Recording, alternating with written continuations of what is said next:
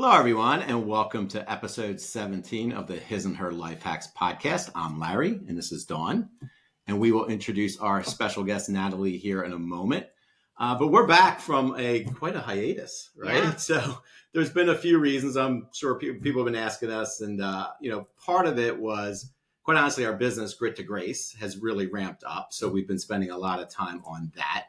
Which is super exciting for us. It's a good thing. Yes. Yeah. It's a good problem to have. It is a good problem to have. Yeah. And then the second part is that I actually had to recover from an episode of chickenpox. So yeah, I had it as a kid, and it's very rare to get it twice in your life, but I consider myself fortunate that I was one of the lucky ones. No, actually I'm not. It's awful to get it as an adult.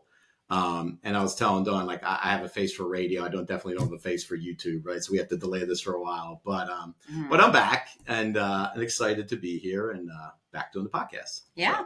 So welcome back. And today's episode, we continue to want to bring you guys guests who have overcome, incredible either tragedies or lived a journey that we just love their story. And, when we talked with Natalie, we just really fell in love with her and her story. And so we're bringing you Natalie's story today. And she comes from Ontario, Canada. I don't know why that's so hard for me to say. So welcome, Natalie. It's great to have you here today. Thank you. I'm so excited to be here. Yeah. You're our first international guest. Yes. Yeah. Although we have another one scheduled too. So you're from the first. Australia coming soon. Oh, but yeah, I beat them. Yeah. So we want to provide a bio, Natalie's bio, because we think that what she does is amazing. And then once we share her bio, then we're going to dive in if that works for you, Natalie. Of course. Awesome. All right. So Natalie Mullen is a disruptive wellness activist and holistic life coach who transformed her life following a traumatic marriage separation that she never wanted, never asked for. You will learn how she focused on self-love, personal well-being, and surrendering to God in order to heal. And you'll also hear the beautiful twist of fate that occurred later in her story. So Natalie, welcome. And why don't you bring us back to the beginning and talk about kind of what led to the need in your mind to transform. Sure. Again, thank you for having me. And I guess for me, I was just going through life, minding my own business, doing my thing. I was kind of busy. I was working full time. I was also starting a business, and anyone who has a business will tell you, it's a lot of work. So if you're working at the same time, it's kind of mayhem. So I was just kind of going through the motions. I really wasn't even slowing down to pay attention to what was happening in life. And I knew my husband and I were having squabbles and there was a bit of distance, but I just chalked it up to every couple goes through that. In a couple months we'll be fine or whatever, right? And so all of a sudden, just one day out the blue, I remember my husband saying he wanted a divorce. And I remember being like, sorry, what? What did you say? Like, what word was that? Because I was so off guard. And the way I approach marriage is, I'm like, marriage is lifelong. And I really believe in that covenant that I made. So I was just like really confused by that. And, I think a lot of people, obviously most people don't anticipate hearing those words or necessarily going down that path. But especially if you're blindsided by it, it can really take an emotional toll. And my husband wasn't willing at that time to work on the relationship. So he wasn't interested in doing, marriage counseling or even individual therapy or anything like that. So I, as he chose to kind of move on with his own life, and I'm now in this separation that I didn't ask for, I just fell into this really deep depression because not only was I losing my marriage as I knew it, and I couldn't do anything about it. To be honest, everything I did to try to fix things only made things much worse. But then I'm also thinking about everything I'm losing for the future, right? Like this is the person I'm planning to spend my whole life with. So that was very emotional, and it's not something you want to talk about. So I was walking around as if everything was perfect. People are like, "How's your husband?" I'm like, "Oh, he's great."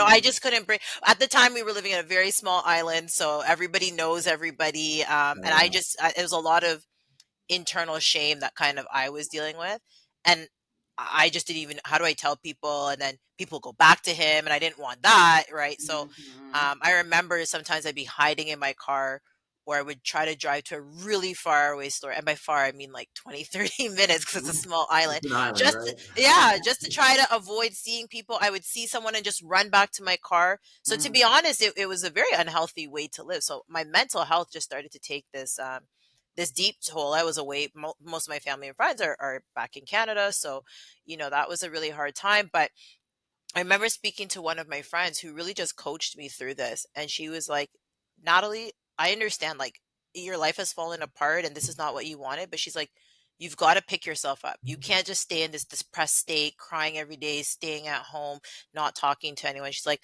you have to accept what's happened because you can't control it. So you have to accept the things that you can't control. You have to pick up yourself and you have to move on. And What a great friend and coach. oh, so honestly, I had a friend do the same for me, and she's yeah, not a coach, but she was a friend, and I needed that slap in the face because I was spiraling too. I get where you were yeah. totally. But Well, that's it. She's not an official coach, but I would still call her a coach because Yeah, in that right. instance, that's what she did for me. yeah, And sometimes you need that. You just need the support of somebody else who can just pull you out yeah, and just kind of have that like, come to Jesus moment where you're like, oh yeah. my gosh, like I really do have to just take matters into my own Yeah, hands. I think a great word you said though is acceptance. So I Yeah. know both we've told the audience both of our stories, and it really started with accepting kind of where you're at, because I know personally I was fighting it. Like, no, I'm not. This isn't me. I'm just gonna plow my way through this, and I'm not gonna let it hold me back. And so I had a doctor sit me down and say, no, you need to stop. You need to accept where you're at and that you Hmm. can't control it, and then let's get your mind in the right place and then start to go forward. And I think accepting where you're at, it's a hard thing to do, but it's a necessary thing to do. It's part one of our step one of our process that we teach, Mhm. actually. So yeah, Yeah. No, honestly, and that makes sense. Like you really just can't move forward. And the thing is, I'll tell you, it's step one, and sometimes people think step one is easy, but it's probably the the hardest thing to hardest. do Yeah, is to let go and just accept yeah. something that is not what you wanted. And then the Because second is surrender, right? So you're accepting it. You're like, I hate, yeah, but fine. And then you surrender, and that kind of goes together. So yeah, but I that's actually the beginning of your healing yeah. process, and it took me a long time to figure that out. But now I see it so clearly because of course hindsight's 2020. So Natalie, one quick question: how long from the time that you had the conversation with your husband to you got to the point of acceptance? What was that time frame, roughly? Uh, a, it was a good couple months. It was about 6 to 7 months, to be honest. Okay, that's a Because long time to be high, in an island like that, trying to like keep it from everybody and just, yeah, so I will say, so even I actually ended up leaving. So I moved back to Canada, maybe 5 months in, okay. because mentally I just needed to be in a different place. So things did get better then. And I guess that was the beginning of my letting go. But my letting go wasn't like a this decision right away. It was definitely a process. And Yeah. to be honest, I think it was seeing that my actions were not working and it was just Hmm. making things worse. I think that's what made me realize, well, Natalie, nothing you're doing to be proactive here is actually helping. You're making things worse. So you've done all you can basically. Let's Hmm. try this other approach, which is counterintuitive. It's not really the one you would think to go with, because I think most people in life, we want to be problem solvers and we want to fix things, right? Yeah. Hmm. Or at least I do. And Yeah. so when I realized like nothing I'm doing is working, coming back to Canada was great because there wasn't really much I could do. Anyways, I was physically apart, but then I was just like, okay, I'm back. Like whatever he's doing over there, let him do. I'm just gonna focus on me and focus on my own well-being. I went on a trip to Egypt and it was a solo trip, and I just felt like Wow. that was very um like just like almost like a spiritual Spiritual. trip for Yeah. me, like just having that time by myself. And you're seeing all these great wonders that have been built, and there is something very transformative about just kind of seeing that and just Mhm. having time with myself, journaling all the Yeah. time and Hmm. really thinking about what do I want out of my life going forward. Okay, now, and that was one thing. Egypt was something I always wanted to go there, and that was kind of like the beginning of, Natalie, you're going to focus on yourself going forward, start this new chapter. Let's go on a trip. Let's go to Egypt. And then I just focused on my own well being. And from that, I was really able to pull myself out of that dark place. And Were you still working? So remember, you in the beginning you said you were working and building a company. When you decided to work on yourself, were you still doing that company and working, or had you no, let something go? I had to let it go. When I moved back, I had to let it go. And also just mentally, I could not effectively run the business That's what I anymore. was I thinking. was Like literally there's no walking in capacity. crying. Right. It was, and it's, I have a lot of empathy now for when people go through depression and things like that, because you just never know what's happening internally, Right. right, Yes. with someone. So even if I'm standing there and I'm talking to you, in my mind, I'm just crying. I'm this, Yes. I'm that. Yeah. Um, and so yeah, mentally, I couldn't do the business anymore, and it would have been too hard to run from two different places. So I had to let that go. And this taught me a lesson about creating space. Like Yeah. I just realized I had to focus on myself. I just couldn't worry about other people. When you have a business, you have employees, you have to think about them. And I was just in this place where, like, if I'm going to survive, I just Mm. knew the only way for me to survive this, I have to just kind of triage the situation and put all my attention into Yeah. my own self. That's very similar. I remember in my experience, so I used to hide everything with a smile. I mean, no one knew what was going on in my world until I told them. And then they were still in disbelief because they never saw it. They never Hmm. saw it. They never saw anything in me. So I did a really good job at hiding and pretending. But I also remember at that time, I was looking for a job, and I'm very faithful and spiritual, and I remember like applying for a million jobs, and I was getting declined, denied every single day. I was like, why am I being rejected? Like I can totally do this job with my eyes closed. And I was joking. I was like, I could apply at Walmart and I'd still be getting denied for some reason. Like it was just nothing I could do. And then I think it was 8 months later, I received an offer that I didn't even pursue. It just came to me. But I believe now, looking back, very similar to what you were saying, you needed that time to just focus on you. And there was no capacity for me to work for someone, but I didn't know it. But even though I was going through the process of healing, I was still trying to work, Yeah. because work for me was a diversion, and then I wouldn't have to deal with the pain. But in my world, I believe that God was like, nope, you're going to sit right here in this pain. Yeah. And I know you hate it. And I know you don't want to be here. And I know you're trying to be busy, but you've been busy for 46 years of your life. And I'm going to make you sit in this pain. And that was like the biggest aha moment. I teach it, I coach it now. And it sucks. Like, even when you're so uncertain about things, like, you're just like, okay, I guess there's a reason for this. So when you have that underlying faith or spiritual belief in God's like putting you here for a reason, and, or whoever you believe in, it's just, at least you can lean on that and say, okay, somebody wants me to surrender and give it up and just stay present in this space to heal or to do something. So, Absolutely. And I think having faith, having a higher power that you believe in. For myself, I do believe in God. I don't, I just truly don't think I would have gotten through the situation if I didn't have my faith. me And, either. and Yeah. to be honest, it's not that my faith was 100% the whole time. Like there was Yeah. moments where it Yeah. Oh, was I down know. to zero, right? I Yeah. was like, God, like why did you I remember asking so many times, like, God, why me? Like I'm Yeah. a good I'm a good person. person. Yeah. I like Yes. I have strong morals and Yeah. values. Like I always try to help people. So I'm like, Yeah. I'm not perfect, but I'm like, I just don't think I deserve this. And obviously there's just lots of details that I won't get into, but it really didn't make sense to me that all Yeah. of this was happening. And I really, not questioning who God was, but just again, why would he Why? do this Yeah. to me? But faith goes up and down, but at the same time I always knew who God was, and Yeah. so I believed in that, and I had a lot of support around me, right? So my family, we're all people of faith too. And so that's really important when you're going through some tough times. Sometimes you need other people to hold your hands, like when you're exhausted and you just can't do it anymore. I remember there was a point I couldn't even pray anymore. Like I just emotionally, mentally didn't Yeah. have the capacity. And I remember saying to other people, like just pray for me because I Pray can't for do it. me. Yeah. I actually am exhausted. I just can't. Mm-hmm. Yeah. Yeah. Yeah, for sure. So you mentioned going through this journey. You mentioned some of the things you started to do. Journaling was one. We both in our process to heal journaled, and it's also we're coaches and we coach our clients on that as well, because it's a very powerful way to kind of express yourself and to kind of get your thoughts out on paper and kind of look at it and, hopefully figure things out through it. So that was important too. What are some of the other things kind of as you started to really focus on yourself that you found had like the biggest impact on getting your mental capacity physically back, all that?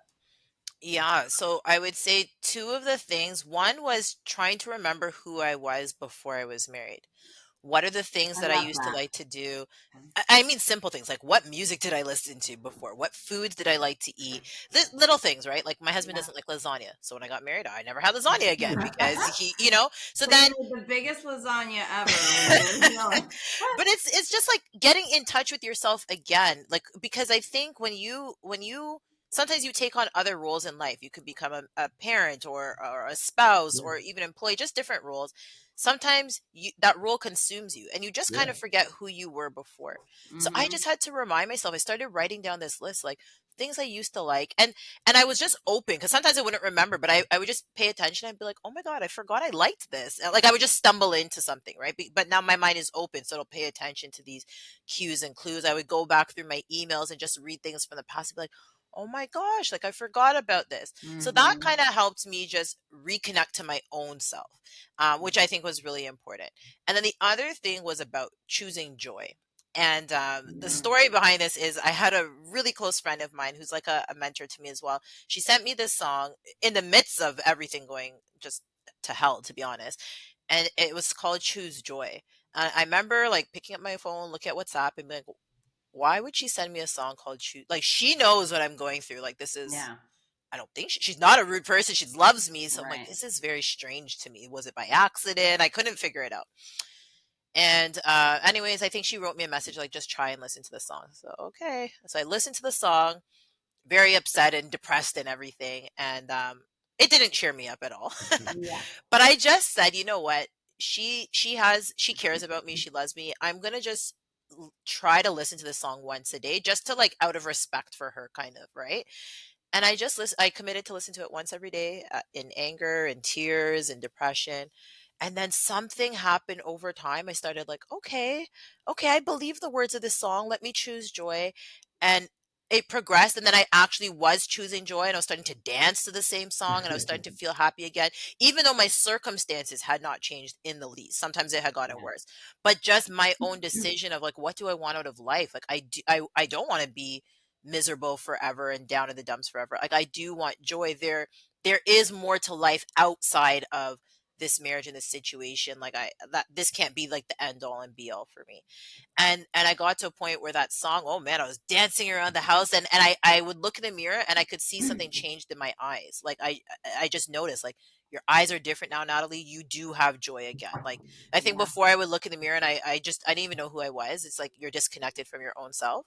Yeah. And then I one day I just looked in the mirror and I was like, "Oh my God, like that little person inside you is happy again, like Hmm. joyful despite." And that was such a blessing for me. And if anybody's listening and is going through a hard time, like if you can get to that point of choosing the joy, it doesn't come on its own. You really do have to be intentional about it. But Yeah. if Yeah. you can get to that point, it will help you when you're going through really hard times that are out of your Yeah. control. And again, this is directly connected to believing in something greater than you or tapping into something higher power that can kind of give you that support as you kind of move forward through Well, life. we've talked about this a number of times, the word joy, because when I was going through my process, it and leaning into my faith in God and listening, that word joy would show up in scripture, in read things I was reading on in songs, and it really I became fixated on it. Like, and it was I'm writing a book, and I'm still leaning on "In Search of Joy" as the title of it, but because it was I wanted that so bad, because to me it was not just an emotion, right? It wasn't happiness and sadness that come and go, right? Joy was kind of Steady. internal, a state of Steady. being, Yeah. and it just you could, regardless of what was going on around you, if you achieve that state of joy, right, you could handle anything, right? And once you get it, it's like, wow, this is real. This is really where I need to be at, because then you can handle the other things that come along with a lot more patience, grace, whatever you want to call it. But it is really a great state of being to have.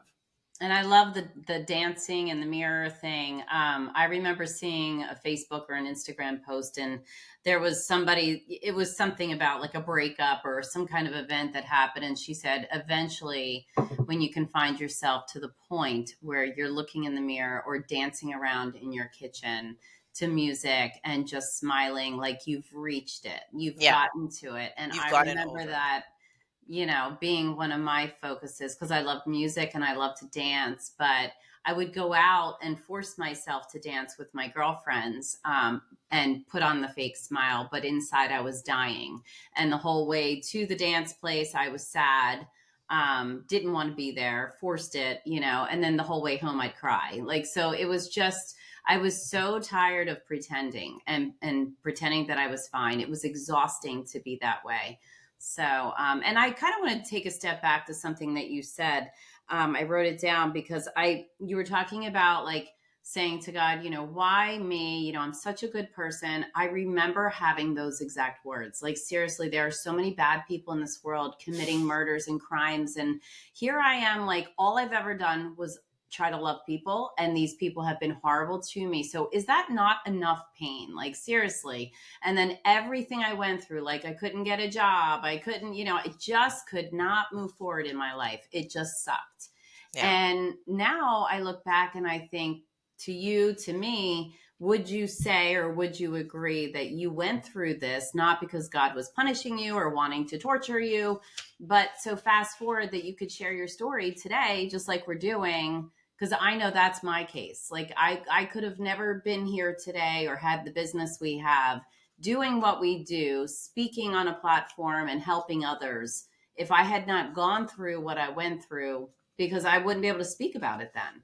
So would you agree that that is your case? Like, if you hadn't gone through that, you wouldn't be here speaking about it. Oh, absolutely. And I I had a pretty normal life the whole time. So I was never used to this level of pain by any means of the imagination.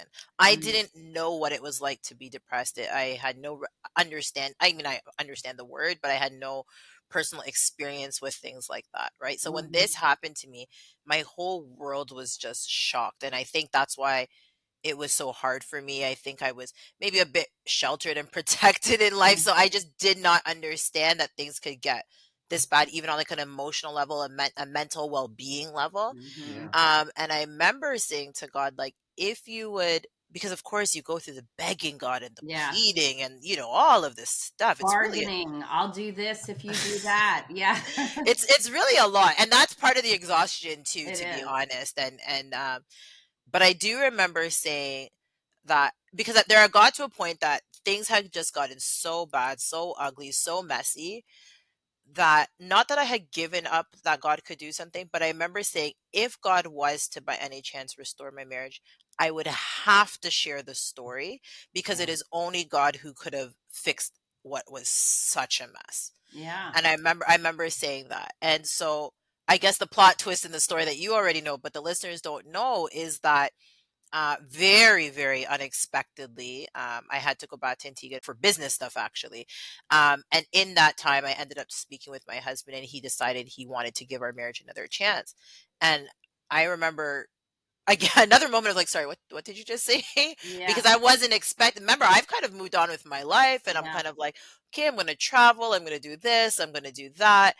And so then I was like, oh, okay. And I always hoped and prayed we'd get back together, but in my mind, I'm like, oh, it's going to be a few years. So I was like, oh, okay. And then it's just in that moment, it's like, Natalie, this is what you prayed for. And then Yeah. I'm like, Mm. oh, like, what do I do now? Right. But How of long course, was that? Was that a year and a half later? no, no, no, it wasn't that long. To be honest, from the time that I moved until the time I came back, it was a very short time. I was only gone for a few months, so it was about 3.5 months later, of me being away and coming back. And so that's why I think I was almost freaked out. I was like, "Oh, this is faster than I expected." Yeah. Um, but again, we always have these stories of like, we're going to control the timeline of our lives. Yeah. We're going to control what Yeah. happens, and life just doesn't work like that, for the good or the bad. Like, Mm-hmm. so we plan and God laughs. So Yeah. Yes. yeah. I was gonna say Yeah. that. Yes. Yeah. Okay, So so that's the twist that came, and so what then happened? With yeah, that so conversation. it was a journey of us consciously deciding to work on this together. Um, and there was some friction in that journey too. I'll tell you, it wasn't like that decision was made and everything was easy, but I think by then it's like we had already gone to hell. So it's like there was nothing lower. We couldn't get any lower than that. So it's like we just had to make a conscious choice. The both of us, we've both kind of been doing our own separate thing. I had to work on myself. He had to work on his self. And it's like if we're coming back together, we're just choosing to move forward. So it's almost like it's a new marriage, a new relationship. Like they're just we can't go back and deal with all the messiness from before. Yeah. Um and we can't go back to that, otherwise we'll end up in the same place. So it's like we just had to start again. How do we Mm, want to treat each other going forward? What do we want this new relationship to look like? How do we as people contribute to this new relationship in better ways? Because a lot of times people think like, oh well, I didn't do anything wrong, but there's always something that you can improve upon, right? Even if bad things happen to you, like when you go through your own personal development journey, you're just mhm, made aware of things that you could be better at, right? Mhm. And so it's like using that information now to recreate yourself and kind of evolve and become that next version of yourself. And then that's what we've done together, and we've been together since. So we did long distance for a bit, then he moved to Canada. We have a beautiful 2.5-year-old now. So very, very grateful to God and very blessed. And I wouldn't exactly say happy to share this story because it's not a it's not yeah, like a yay, let me talk about this, but I'm I'm like, maybe this happened to me because God knew I would share it. Like, yeah, and too many people are sitting in their rooms crying and hopeless, and I know exactly what that feels like. And nobody's sharing like the truth with them. Nobody's sharing the messiness with them. mhm, People have the mask. They have this fakeness, and then everybody thinks like, oh, well, there's something wrong with me. And it's like, mhm, no, if we would just share our authentic stories and give people yeah, hope and let them know that there's faith, that God is there, whoever you want to believe in, but like you can get through it, you can get to the other side. You don't have to stay. Like, I think that that's my purpose and calling now. And I think absolutely. that's what you are both doing in this podcast as well, and in your work and in your coaching. Absolutely. Yeah. I just spoke to a group of students the other day and had the same takeaway.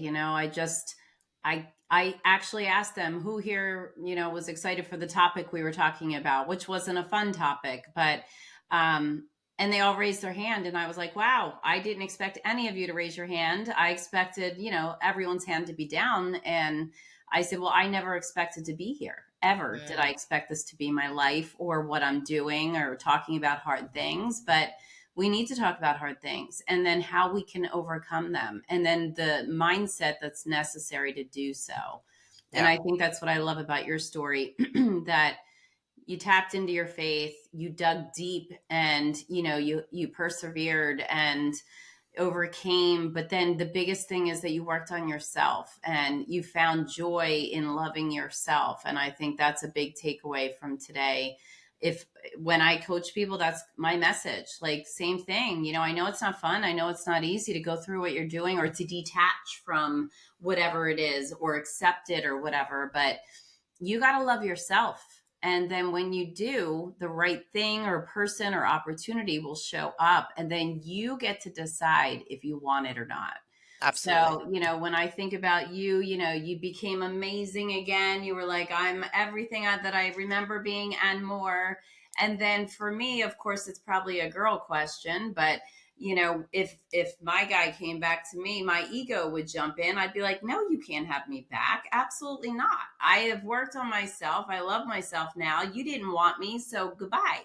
But there's the other side that you've already expressed to us, which was your faith and your strong bond and what marriage meant to you. And I think it took incredible strength on your behalf to put it aside and to say, I'm going to start fresh. Like, we're a new relationship. That takes such courage and strength for you to do that. So that's something to be, that's applaudable for sure.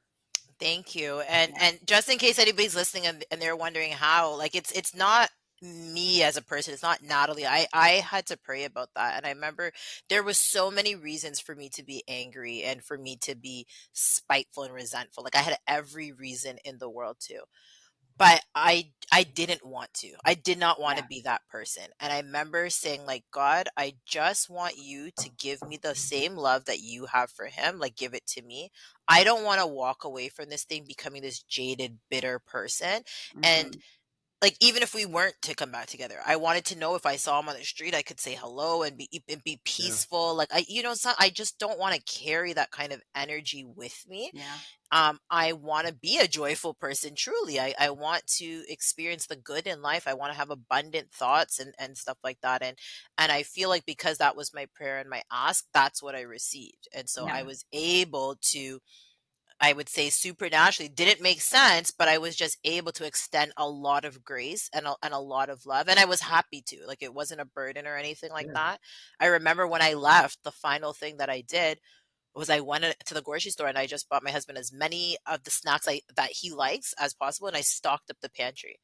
And I was like, I'm leaving in love. And I felt so good. Like I remember scouring the grocery I have store. What can I goosebumps. get? You're a Um, unique, great soul. Like seriously, I try to pride myself and think I'm a good person, but you really take the Trust me, I'm other not perfect. route. That's an example of one thing, but I there was times where it was not What so what I strong. what I love about your story though is you were fundamentally a different person Mhm. when you met him again, and it sounds Yeah, like he did work on himself, so he was probably a fundamental different person. So you coming back and you're in a state of joy at the moment, and hopefully he was as well. So the one of the best things you did was you said, you know what, let's forget the past. We are different people right now, and it's like this new relationship. So you didn't let all the past kind of creep back in, because that wasn't you anymore, right? And it wasn't yeah, him anymore. And you were able to kind of, okay, let's start from here and build forward. And that's a great mindset to have. And now obviously you have to do the work. You Yeah. can't fake your way through that. So yeah, that's the message we always love to say on this show, is like you have to do the work. You can't Mhm. avoid the pain. You can't go around it. You got to deal straight into it. But when you do, you are changed. You are transformed on the other side of that. And the things that held you back in the past, they don't matter anymore, right? They Yeah. don't apply. So kudos to both of you. But that was a great approach, I think, to reconnect. Yeah. yeah. And a lot of people, to be honest, a lot of people have the opportunity for healing, but they choose to go back, Yeah. right? Yes. They choose to bring up things from the past. They don't want to let things go. They want to be justified, or they want you know, some kind of validation. And sometimes you, when we talk about surrender, those are some of the things you have to surrender.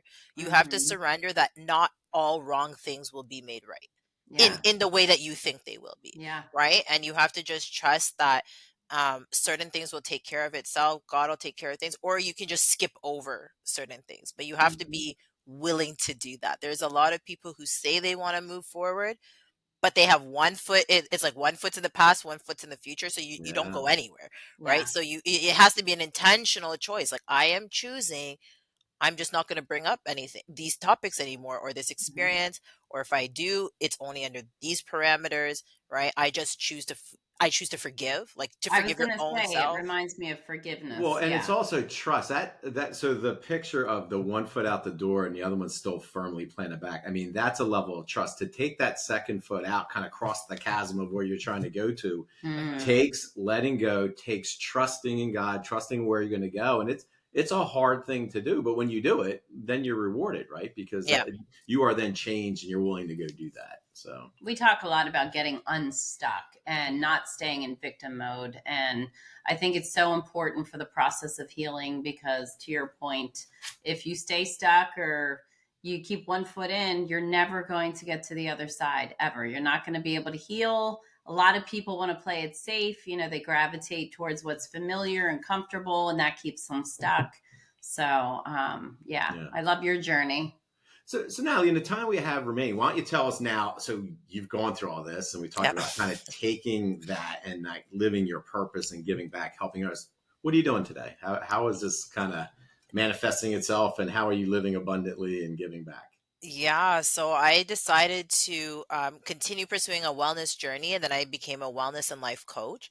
And so now I'm really focused on two groups of people. One is it's very niche, but it's people who are going through what I've gone through. They're going Mhm, through a separation or divorce that they didn't want, and they're mhm. looking for hope while they're healing. Yeah. And so I have that program. It's called Separation to Restoration because I do believe that your marriage is worth fighting for, Yeah, and we don't know what's going to happen because we can't control the other person, but there are things that you can do to take responsibility for your actions, do the work on your end to try to remedy things, and also heal your own self while working through that. So that's one of the coaching programs I have, and the other is I'm a disruptive wellness coach, and the idea is that the path to wellness is through disruption.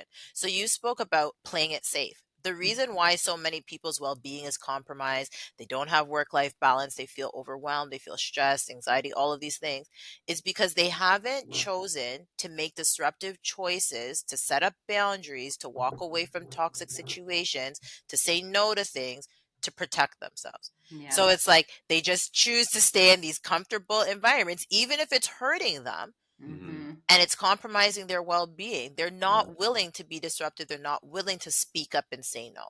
And yeah, so that's the kind of work I'm doing, is helping people, and especially women, say, no, you advocate for yourself. How do you want to be treated? How do you want to go through life? How do you want to feel?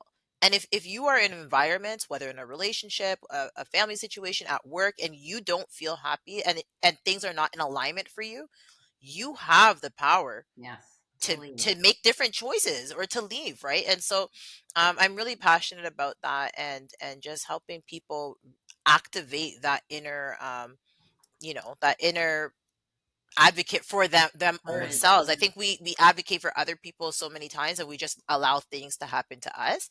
It's like we have to be the ones who put our well-being first and put ourselves first. And if we truly love ourselves and we recognize our own worth, then you should be able to yes. stand up for yourself and to set those boundaries and those expectations of how people can treat you. Absolutely. And I think, I was that person who stayed stuck because I didn't know and it was familiar and I knew it was wrong and I needed to get out, but I didn't understand or even there was just so much confusion in my head. But the one thing that I would say that I think many people tend to do is you want to say, okay, fine, if I leave or if I get out of that environment, what is it going to look like ahead? And it's almost like we want these guaranteed steps in front of us to just light up and say, okay, if you leave, I promise you things are going to be better. And this is the route you're going to Yeah, take. And this is what you're going to receive. But the 99% of the time when we leave something, it's you have to chalk it up to your faith and believe and say, okay, I know this is wrong. I'm leaving because it's hurting me. I have no clue where I'm going. I don't know what the plan is. I just have to trust and have yeah, faith that God's going to step in because I can't see it. I can't see the vision. I can't see ahead. I don't even know what the steps look like. I'm literally winging this. yeah, But that to me is so important that whoever you believe in, that you trust in that faith and take the leap because staying stuck in an environment that doesn't serve you or is actually hurting you, could be killing you, is worse than taking the risk or the step to leave in the unknown per se. So it's in that unknown we strengthen ourselves and we have absolutely. stronger faith. So I love your message around that. Yeah, that's where the magic happens. And Yeah. same thing for me. Like when I came back to Canada, I didn't even know what I was gonna do. I remember being on the airplane and be like, okay, now what? Like, do I Yeah. get a job? Where do I get Right. this job? Same thing like you. I came back, I couldn't even get a job. Yeah. I was like, I have multiple degrees. What is happening right now? Right. Like it was really anyways, that was a really hard time for me too. It was like to Yeah. not be able to get a job when you really want one and you think you Yes. deserve one. Like that was Yes. so I was just I remember walking up and down the street being like, well, I have all this time on my hands. Right. Like, what am I doing? But we are uncomfortable with not knowing how life is going to be. And sometimes it's in that space you just have to muck about and you just have to kind Yes. of try new things and just be open. And if you're closed off and you already have like you're just staying in this one, hurtful or harmful place, no good can come to you there. So you Right. just have to put yourself in a place where you can receive that good Hmm. and where you can be led in different directions, and your purpose and your calling will find you. Yeah. Right? Like Yeah. people are always worried about that, but Yeah. surrendering, like even if you can't do it joyfully, just do it for fun. Just try it out. Like Yeah. just try to Just for the go heck of it. just for the heck of it. Just give it a shot and like try to do things without being so controlling over the outcome, Mhm. and try to be a little disruptive. And I promise you, you don't even know what's on the other side, because I think both of us, we're so much happier now, Oh right? yeah. Like, and 100%. I'm and so it's glad worth and it. like mad at myself that I wasted all those years of my life and didn't do it sooner. So that's why I'm so passionate as well. Like, look, let me save you 40 years of your life. If you just trust me, Yeah, leave or whatever, make the change, get unstuck. I promise you life will be so much better. But they have to want to do it. And that's absolutely. the hard part because as coaches, we feel like we have we have the pathway, we could show you, we could light it up for you, but if they don't want to walk it, Yeah. so They yeah. have to want it for themselves. They have to want, Yeah. and even if they don't know it all, if anybody's listening and you just have like an ounce of, I think I resonate with something, then Mhm. just reach out, because Yeah. there's a spark there. That's your intuition telling you that Yeah. there's something better out there for you. And maybe you just do need support and assistance to walk along the way. Or maybe you can find the path on your own, right? Like Yeah. that's fine too. But just follow that curiosity and that inner intuition. Don't stay stuck, Yeah, I because love it. stuck is not stagnant. It's actually, you're actually regressing. Yeah, you are. Yeah. Yeah. Yeah. So Love it. yeah, Well, this is, so we'll list where we can find you, where yeah. everyone can find you on the post or on the video. But this has been great. I could talk to you all day long. I know. No, it's so funny because just hearing you, I'm like, oh yeah, I went through that. Yep, I went through that too. Yeah. Yeah. Yeah, this has been great. We appreciate your time and we look forward to just getting this out there to everyone, to all our viewers. And then feel free, again, to send it to your network. And Yes, I we will. want to get the word out to as many people as we can. So, I will. Just let me know when it comes out and I'll share it with my Yeah. audience. And I appreciate the conversation. Not everybody wants to talk about these kinds of topics sometimes, and it might not be the sexy topic, and right, and it's not about glitz and glam, but this is real life, Yeah. and yeah. real people can be impacted, and that's what matters. So And that's why Yes. we're here, right? yeah, So, you're helping us do what we intended to do with His and Her Life Hacks podcast. It's to tell stories of overcoming and, how to help people who may be in similar situations kind of work their way through. And you certainly did that today. So we appreciate it. Yes. yeah. Well, thank you so much. It was so nice to meet both of you. Yeah, You it's too, great. Natalie. Keep doing the great work you're doing. It's Same amazing. to you. Same to All you. Thank you. right. Okay. Thank you, Natalie. Take care, Natalie. Take care. Yeah. Bye. Bye. Bye-bye, everybody. Thank you for listening in to this episode of the His and Her Life Hacks podcast. We hope you enjoyed it. We look forward to having you join us on future episodes. If there's a topic that you would like Dawne and I to discuss, please feel free to contact us at dawn.jacoby@grit2grace.com or larry.ambrose@grit2grace.com. See you on the next one.